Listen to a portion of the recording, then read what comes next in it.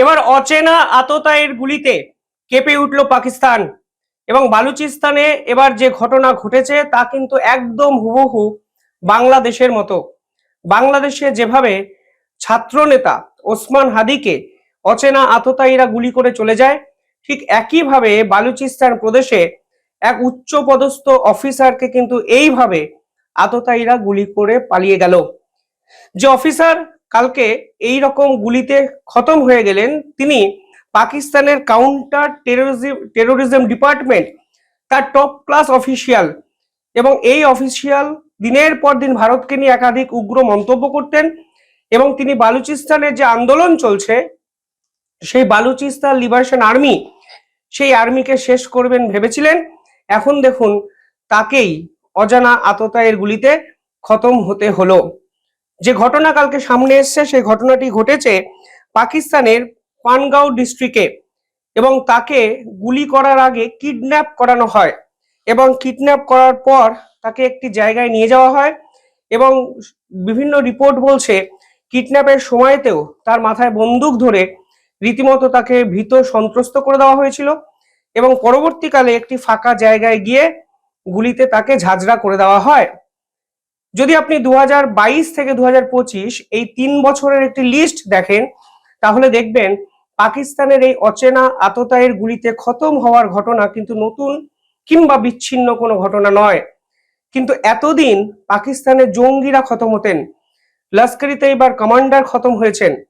ঠিক 1 মাস আগে এমন একজন খতম হয়েছেন যিনি ভারতবর্ষে 2016 সালে সেনাবাহিনীর উপর আক্রমণে সরাসরি জড়িত ছিলেন, এবং প্রায় প্রায় আমি 16 জনের লিস্ট আপনাদের আমি শোনাবো একটু পরে, যারা সরাসরি ভারত বিরোধী চক্রান্তে নিজেদেরকে ইনভলভ করেছিলেন, ভারতের একাধিক আক্রমণের চেষ্টা করেছিলেন, আক্রমণের সঙ্গে যুক্ত ছিলেন।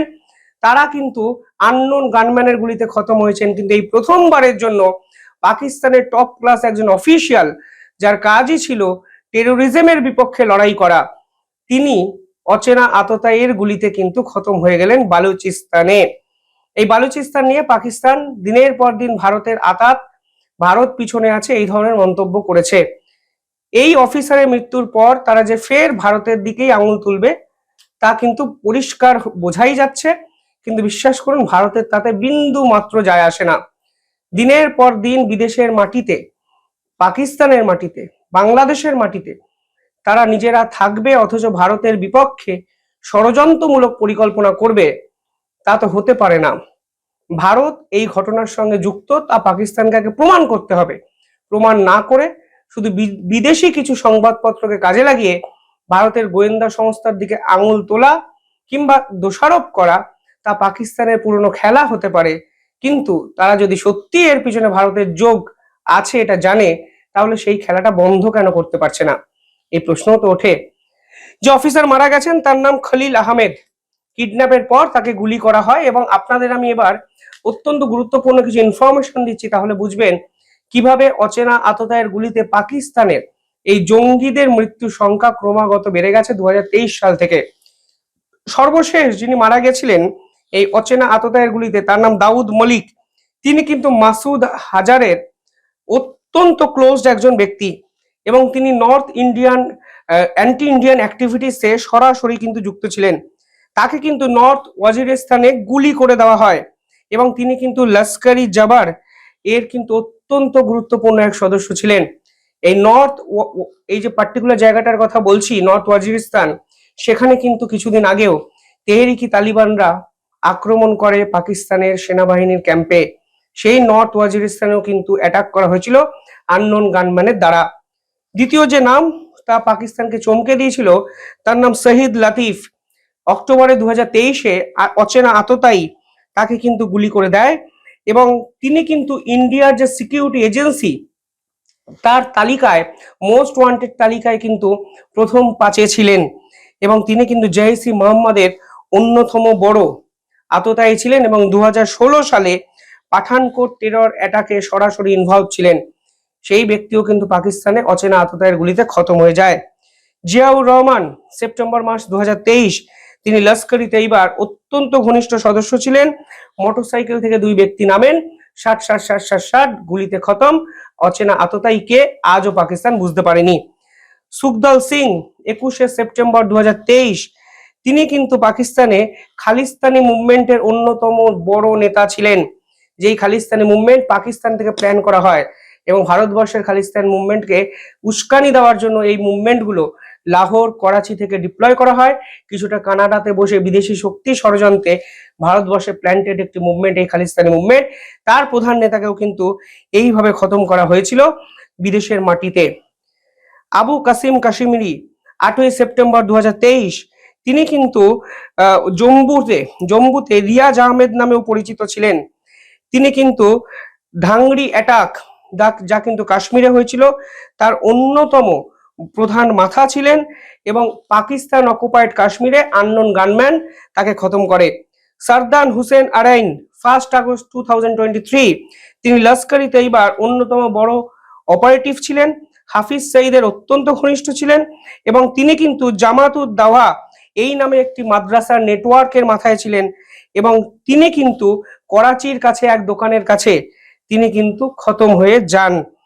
হরদীপ সিং নিজ্জার 19শে জুন 2023, তিনি কিন্তু খালিস্তান টাইগার ফোর্স যে সংগঠন ছিল খালিস্তান মুভমেন্টে, যেটি পাকিস্তান থেকে অপারেট করা হতো, তাকেও কিন্তু আননোন গানম্যানের দ্বারা এক গুরুদ্বারের বাইরে খতম করা হয়।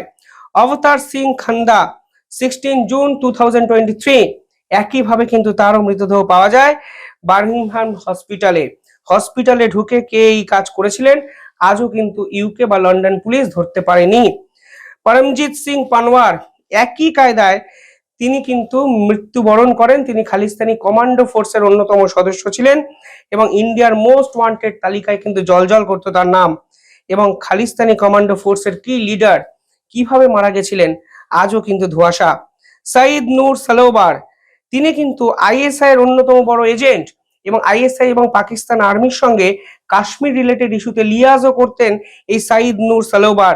তিনি কিন্তু খাইবার পাখতুনে সকলের সামনে প্রকাশ্য রাস্তায় গুলিবিদ্ধ হয়েছিলেন এবং 4 মার্চ 2023 এই হত্যালীলার রহস্য আজও পাকিস্তান সলভ আউট করতে পারেনি। বসির আহমেদ পীর, ইনি কিন্তু ইমতিয়াজ আলম নামে পরিচিত, হিজবুল মুজাহিদ্দিনের অন্যতম বড় কমান্ডার এবং তিনি কিন্তু রাওয়ালপিন্ডি পাকিস্তানে এই আননোন গানম্যানের দ্বারা কিন্তু খতম হয়ে যান এবং তিনি কিন্তু প্রায় 15 বছর টেররিস্ট অ্যাক্টিভিটিতে জড়িত ছিলেন, যা ভারতের বিপক্ষে তিনি করার চেষ্টা করেছেন বহুবার।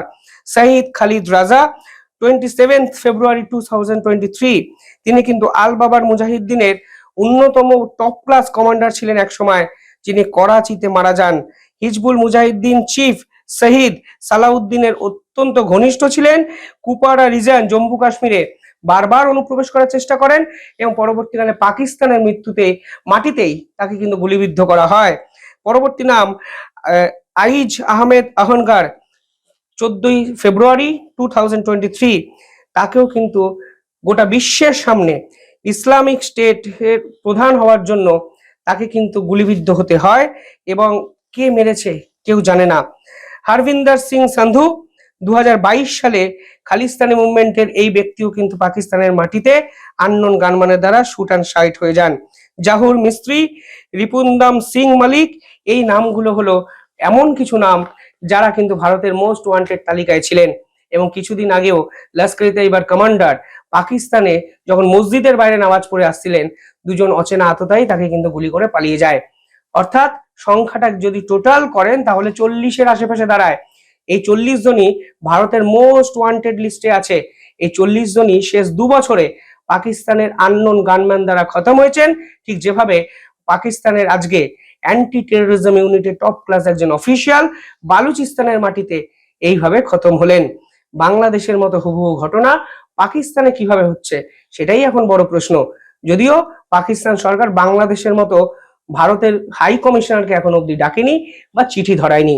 বাংলাদেশ অপরিপক্ক রাজনীতি করছে, তাই ভারতের দিকে পুরো বিষয়টা ঘুরিয়ে দেওয়ার চেষ্টা করছে, কিন্তু আসলে এটা যে তাদের দেশের গোয়েন্দা ব্যর্থতা তা ভারত সহজেই প্রমাণ করে দিচ্ছে এবং পাকিস্তান এবং বাংলাদেশ আন্তর্জাতিক স্তরে রীতিমতো হাস্যরসে পরিণত হচ্ছে।